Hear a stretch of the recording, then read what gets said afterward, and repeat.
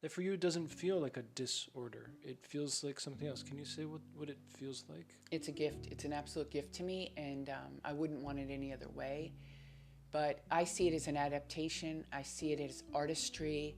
I see it as brilliance. I see it as a creative response to hell. Um, I know that the word disorder has to be in some written work to get paid for treating.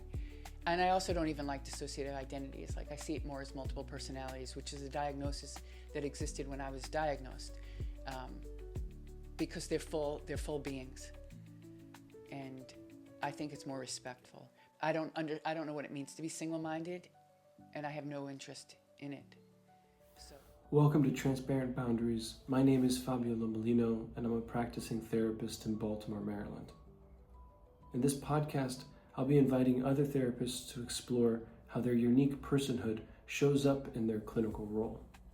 I hope these conversations will live right at the edge of what we usually share in our role as helpers, where the boundary is honored, but with as much intentional transparency as healthy self-awareness allows.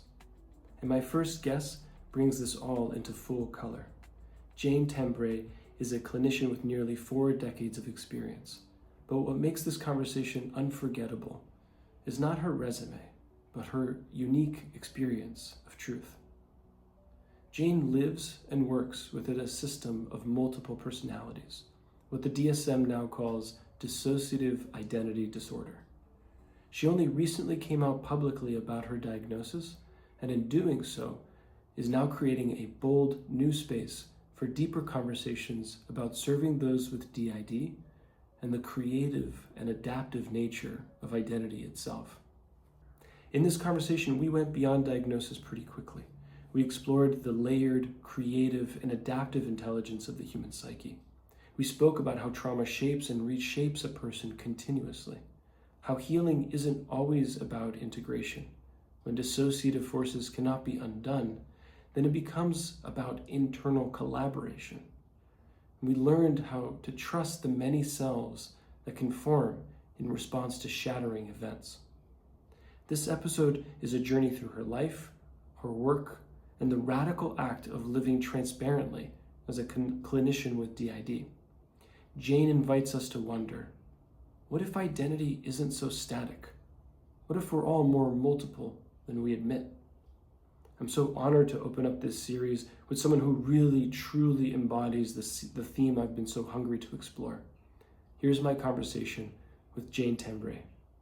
So I guess a good place to start is I'm always fascinated by why people sign up to work with human beings who are suffering. We go by different names, right? The mental health field, social workers, therapists, but in a sense we're working with folks who are suffering in some capacity. And I'm just curious, like, how did you end up working with folks in the mental health field? How did you end up where you ended up? I was given a few options about what I could do with my life as a woman in the time that I was growing up. And there was something in me that knew I needed to serve, so I really pursued the Peace Corps as my top priority, which didn't work out for me because I was in therapy at the time. And they require that you be that you complete that so that you can engage and withstand 2 years away. And my hope was to go to Africa, East Africa, and work. So I don't know what it was in me. I don't know that it was conscious in me that I was drawn to people to serve them. I don't know why that is, other than when I look back, it was healing to me to help others heal. But and I came from an environment, a home environment, that separated us, our family, our ethnicity, our culture, from those that were marginalized and trivialized.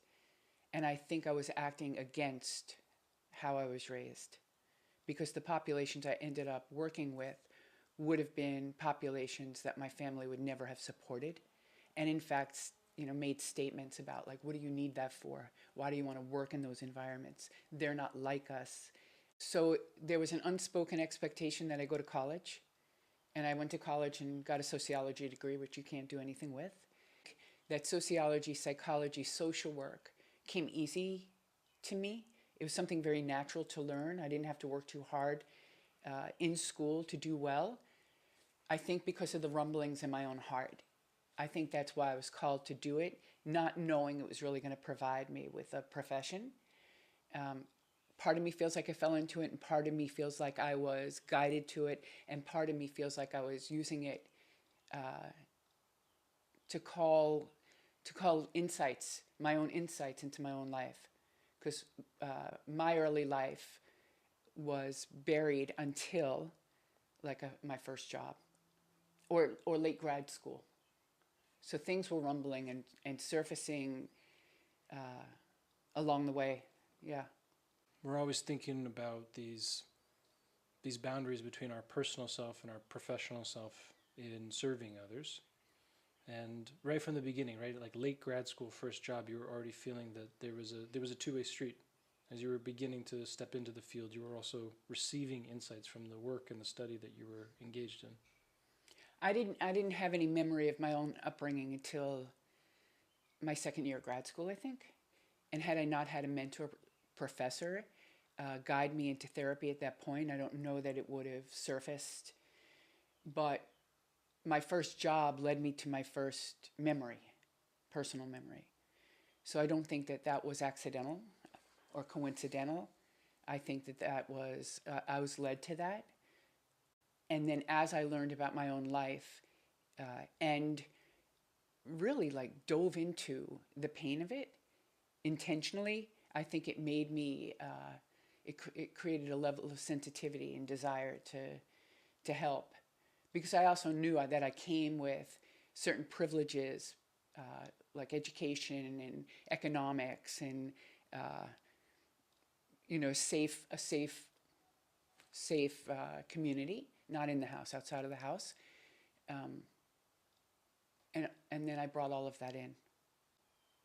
So tell me about those early years and sort of where you ended up. Where did you end up doing your work?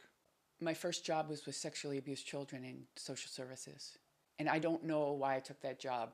I have no idea why I took that job, other than I interviewed, got hired, and did it. And that was the beginning of being focused in on children having been harmed by whoever the perpetrator was in their life. When they were named, the court would get involved. So I went from treating kids who had been harmed, traumatized, to having to work around, navigate with the perpetrator, who sometimes was still in the life of the child. So there was this parallel course I was on between trauma and criminal justice. And again, it was not intentional, or it wasn't conscious. I should say it wasn't conscious. You could make the case that it would not be a good idea to have personal trauma and then work in relationship to people who might trigger that trauma. I'm not a fan of that word, right? But we hear it a lot. And yet your story, it speaks to the possibility of healing by encountering the suffering of another. I think it made me raw. And I think now that I think back on it, it just struck me that much of my life in the home that I grew up in, there was a numbing, a subconscious numbing of what was happening. And so maybe I was looking to feel. And what I was being exposed to, and then what was rumbling inside, surfacing, had me feeling. I was devouring autobiographical writings by women who had suffered similar trauma, and music by, feminist women who were speaking strength. And so everything in my early life, in my mid to late 20s, was all around raw, heartfelt stuff. There was like an awakening. Yeah, and I loved the feeling. I shouldn't say it didn't bother me. I was fully willing to sit in the pain and honor it with the help of a therapist. I did nothing to avoid that. In fact, I was looking for ways to let me feel, and if a memory surfaced, I was busy journaling about it. Yeah, I was welcoming of it. Then I went on to work in a prison with perpetrators, and I don't know what the calling for that was. It was a maximum security men's prison, so people who had been sentenced and they were on their way to maintaining institutions, and I was assessing them in a small room with like not a lot of correctional officer supervision, and again didn't feel any angst. Like I had some responsibility to listen to them and to give input about where they might best be served within the penal institutions. So something allowed me to engage with a perpetrator of a crime that I suffered from. At home, you're devouring these books, you're connecting to personal experiences, and somehow that doesn't shut down your desire to help this person who's on the other side of the equation, who's a perpetrator. I think I felt some responsibility, again unconscious, in trying to mitigate against this person reoffending, and so nobody suffers in the future, kind of thing. I don't know that I was conscious of that then, and some of them were brilliant.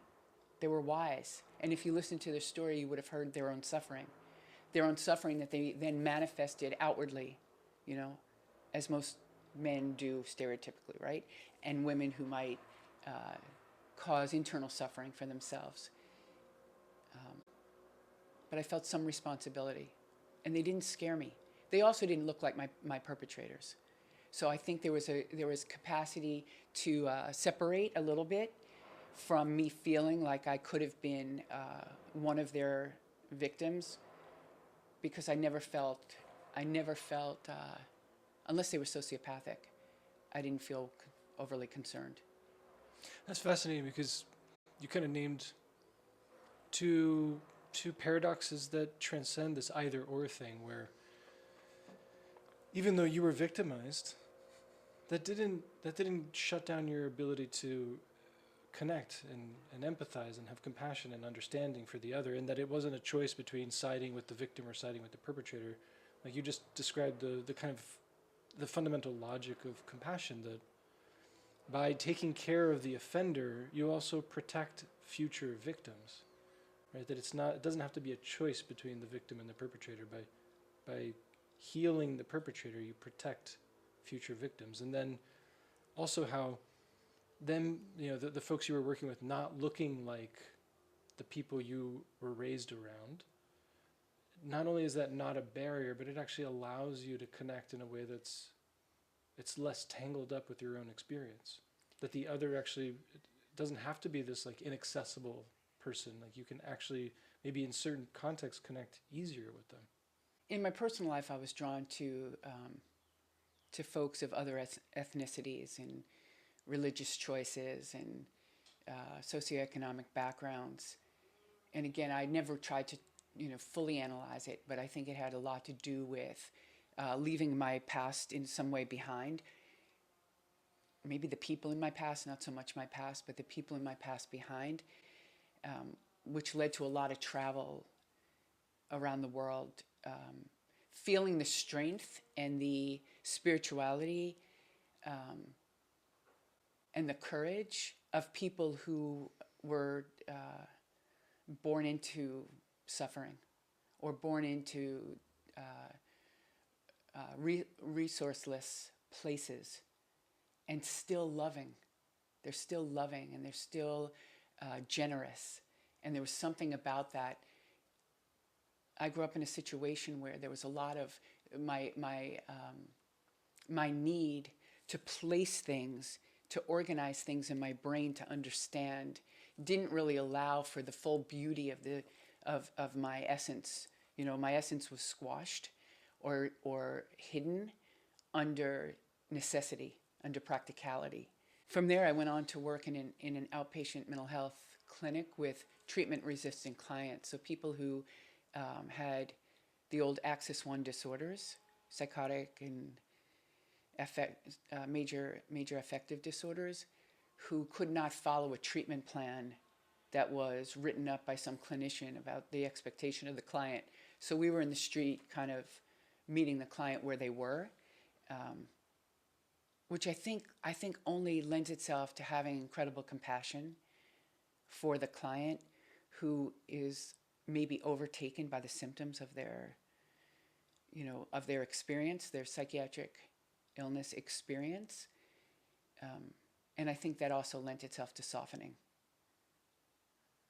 because there was no structure. We had to understand their capacities or the lack of their capacity, and then we would go serve. Yeah, you practiced in physical environments that were not just like an office setting with 2 chairs, correctional facilities, out on the streets. You were Home visits. Yeah. What was that like, just like these physical settings? Well, within the penal system and the criminal justice system, the other players besides clinical staff are security or legal. And so needing to navigate all of those environments required that I call upon different parts of me to do it. And so it also changed my language choice. So if I'm talking to somebody who's detained, who might not have formal education or might know nothing about the lingo of clinical practice, and then talking to lawyers and then talking to judges, I needed to modify for my audience.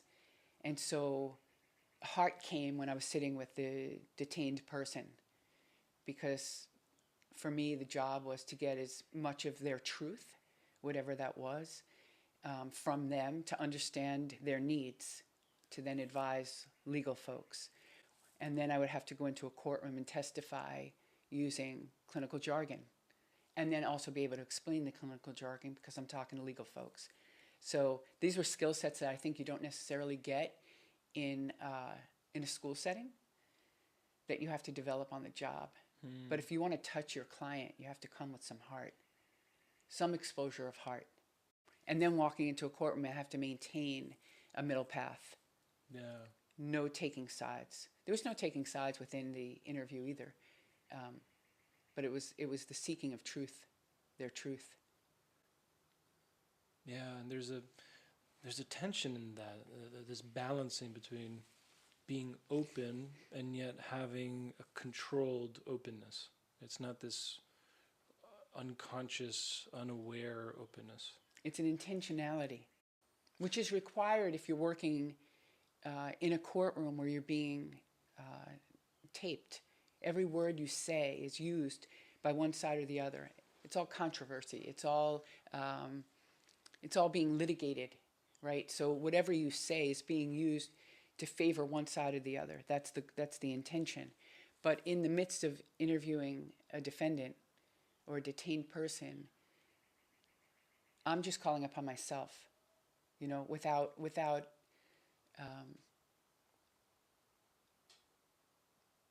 any kind of like oversight of performance.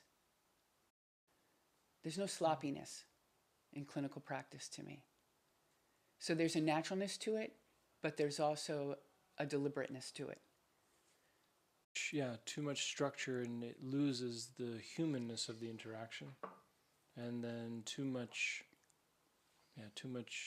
improvisation, and you risk just chit-chatting. And it has to be this really finely balanced sense of self, the sense of presence, this open-heartedness with really skillful choices. And I think the larger the repertoire that a clinician has to bring into a client interaction, the more truth you're going to get, the more honest it's going to be, and the more you're touched and they're touched.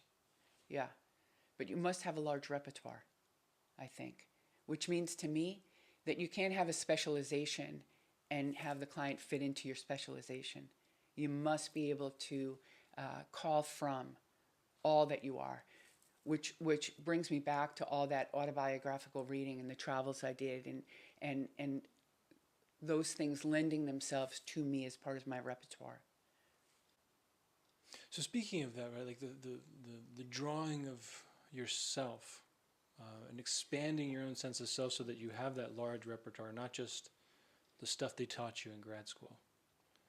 You've recently come out publicly in the sort of therapy community as having DID, Dissociative Identity Disorder. I wanted to ask you, before we get into how that showed up in your work, what was that decision like to speak publicly about it? How did you get to the place where you were feeling comfortable, brave, ready to speak publicly about having a mental health diagnosis, carrying that mental health diagnosis that has just a lot of stigma and misunderstanding and cultural caricatures, right? Like, it's just something that's like it's loaded with baggage. What was that process like for you? It felt it felt like the biggest decision of my life at the time, and all of the fears, the worst case scenario fears that could come from it. So I waited until I was mostly retired, because at that point I wasn't relying on a paycheck from anyone, and I think that is the main reason I was able or chose to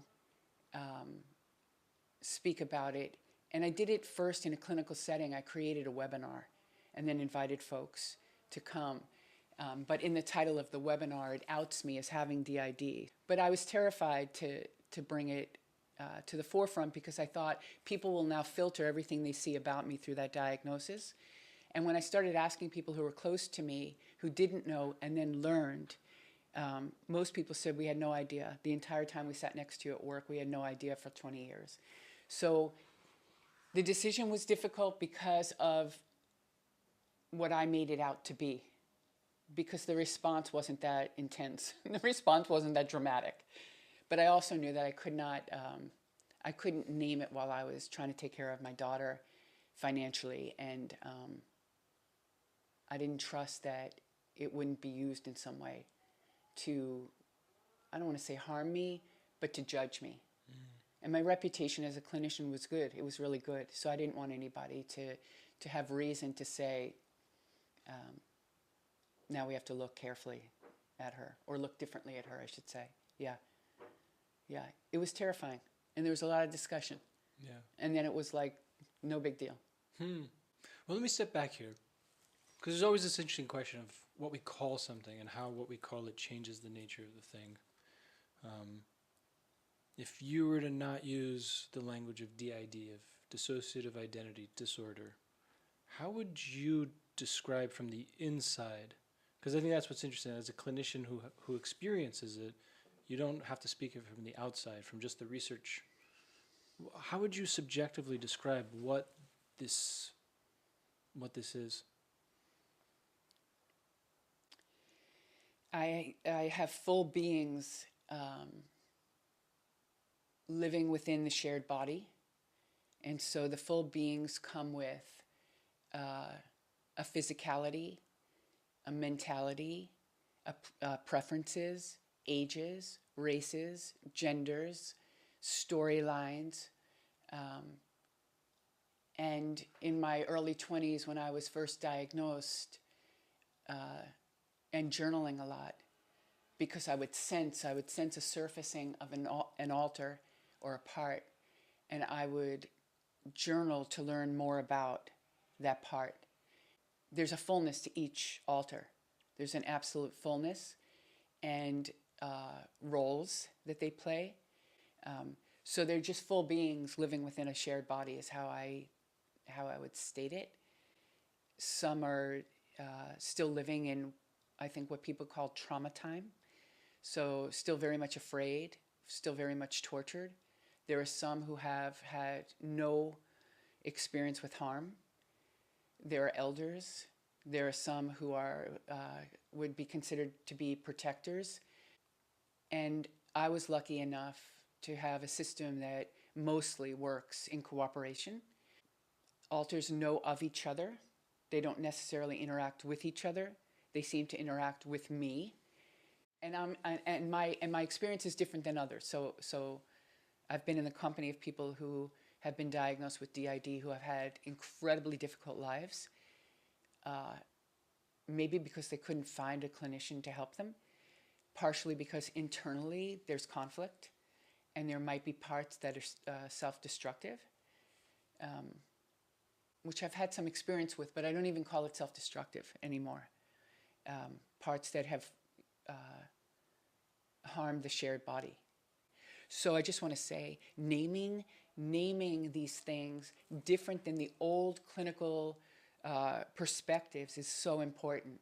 So people who would have called self-mutilation, like cutting or burning oneself, as a pathology can be understood differently if you're working with a clinician who can understand that let's say cutting is solely to bring one back into the present moment because they feel a pain or they see a little bit of blood. And it doesn't have to be seen as destructive, even though technically it's harm. Yeah, and that brings me to this question that I've we spoke earlier, and you mentioned something that that there's something about DID, right? Dissociative Identity Disorder. That for you it doesn't feel like a disorder. It feels like something else. Can you say what it feels like? It's a gift. It's an absolute gift to me, and I wouldn't want it any other way. But I see it as an adaptation. I see it as artistry. I see it as brilliance. I see it as a creative response to hell. I know that the word disorder has to be in some written work to get paid for treating. And I also don't even like dissociative identities. Like I see it more as multiple personalities, which is a diagnosis that existed when I was diagnosed, because they're full beings. And I think it's more respectful. I don't know what it means to be single-minded, and I have no interest in it. So it's not something that needs to be cured for me, and integration is not even integration in the how we define that, where maybe alters get absorbed by other parts. Not interested. There's there's space for all of us. And I love every altar that came forth for me and protected me. And protected meaning they held memory that I couldn't withstand on my own during the trauma experiences. So they hold them off until I can receive them. Those to me are protective altars, even if they're three. Even if their bodies were like toddler size, or infants for that matter. Yeah, I don't see it as a disorder. That's fascinating. It's like an artistry of personality that allows for a multiplicity, a complexity of self in the face of horror. Which then for me got organized partially with some structure to allow me to parent a child by myself, to go to work and work with people who have committed the crime that I suffered, because within me, two adult parts were invited to and then agreed to join me and work cooperatively with me in my work. I want to be careful phrasing this because I don't want to diminish the specialness, and I mean this in a positive way, the strangeness, the uniqueness of this multiple personality experience. What do you think folks who don't have DID or multiple personality disorder, what do you think folks can learn from that experience? Is there anything you feel like your experience speaks to the universal human experience? Well, I mean, in a clinical setting, I think that clinicians who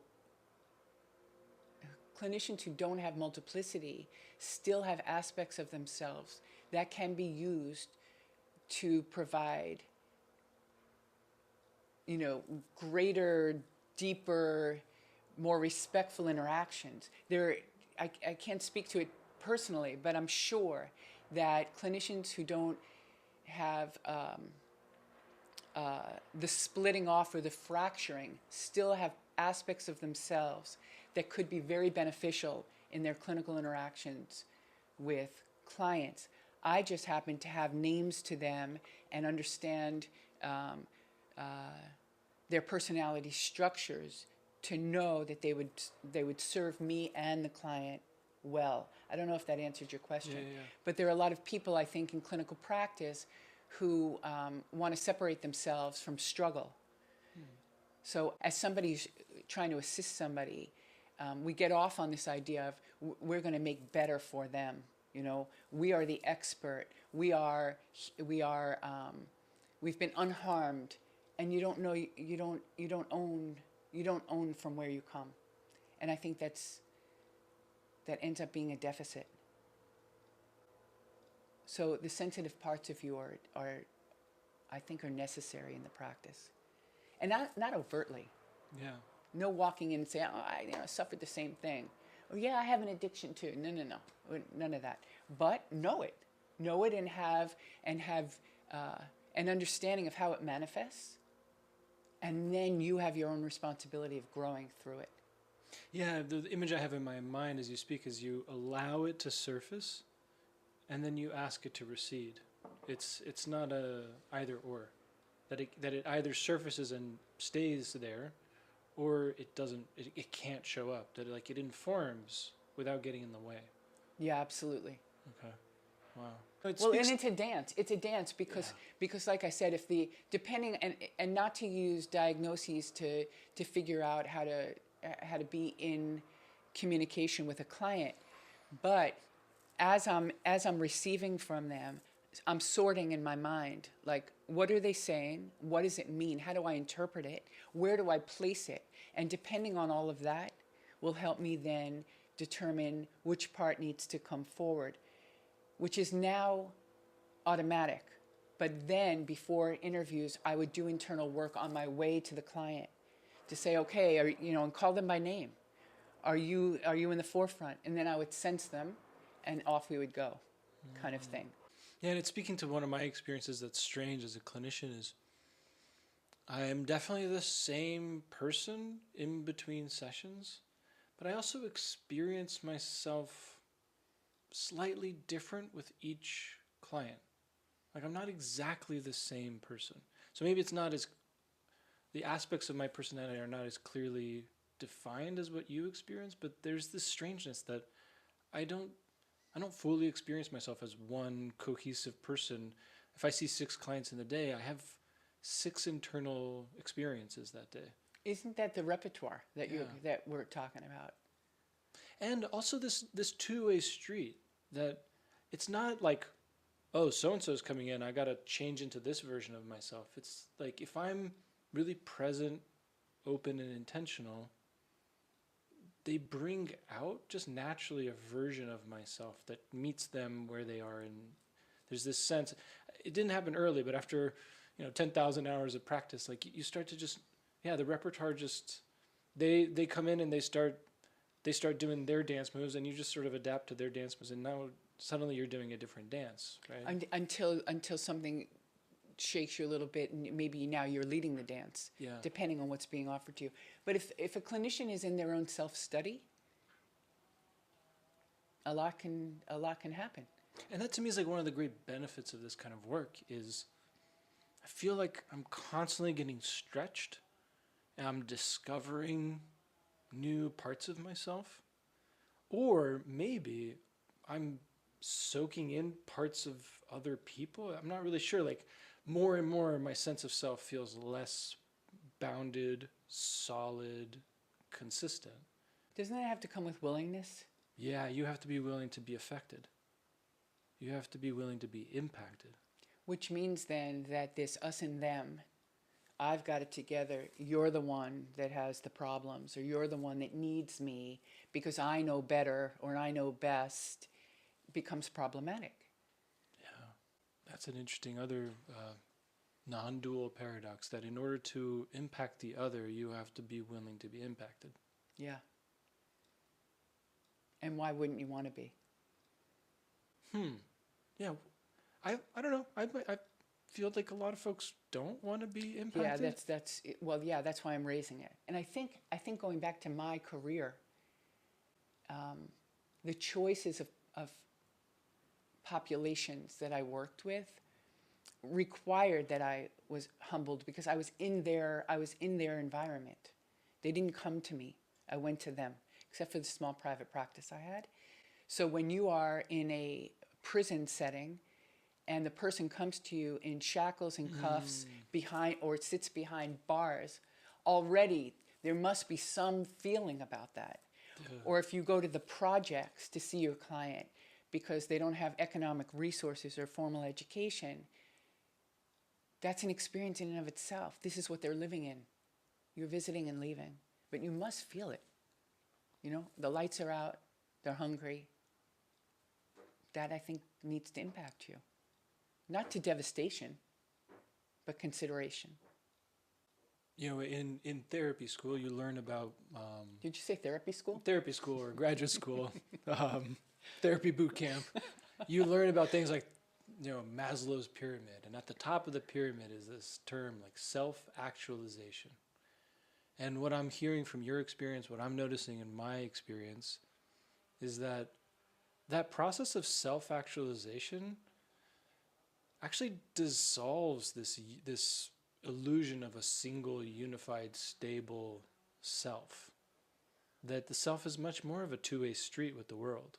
And I think that scares folks. Like I think we want to have a more, that I am this person and I've lived this story and this is who I am and these are my personality traits. And the more I work with people, I realize it's much more of, like, I'm much more of a sponge, and that makes me a little anxious, to be honest. Like, there's something scary, and I also read about this in a lot of, you know, literature from like wisdom traditions, spiritual traditions, that the longer you live and the more wisdom you accumulate, the self starts to fade, or at least what we originally think of as this concrete sense of self. I think this is why I see DID as an asset versus somebody who maybe came out of my backstory needing to create such rigid boundaries and structure so as to not let anyone in because of the potential for harm. So if I maintain the rigidity, that doesn't allow the flow, right? But it served a purpose at one point. So without DID, I don't know if I would have been able to step outside of the rigidity, the boundary, the structure that I thought was providing safety for me. Underneath a lot of what I think about the work we do is that in order to be, there's a lot of things you have to do to be good in this kind of work, but that you have to be able to hold contradictory thoughts in your head at the same time. That you have to be both impacted and you also have to know where to, like, not let something all the way in. Like, it has to be both and. Like, is that conscious? Or is that a finely tuned I think some of the stuff you have to learn, and then some is just internal. Like, I don't know, how do you step out of either or thinking, right? Either or thinking, right? Binary thinking tends to be something that if it's present, it tends to show up in a lot of different ways in a lot of different arenas. And that kind of flexibility, if you have that flexibility to hold contradictory thoughts, to hold the paradox of identity, of relationship, of boundaries, if you can hold the non-dualistic perspective, then it shows up all over the place too. Don't you think you have to know the source of the cause of binary thinking as a clinician? Like, what's its origin to be able to stretch beyond or expand beyond it? Yeah. Or at least a faith that, like, binary thinking has to be challenged.